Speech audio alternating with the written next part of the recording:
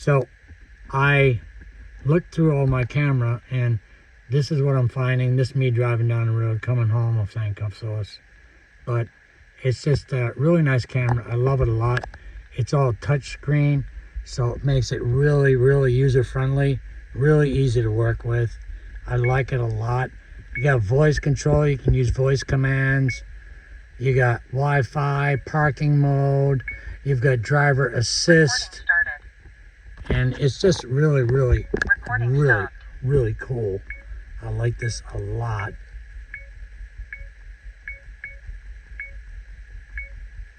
And you get all kinds of cool settings, but just really, really nice. I like this a lot. Very versatile. I'm going to buy another one for my brother because I know he would love, love, love this. Highly recommend this.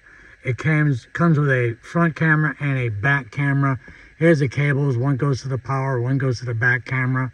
And it's just really, really nice. Really easy to use. Very user-friendly.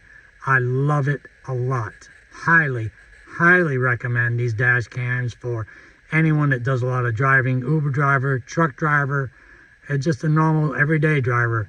Just a really, really nice dash cam.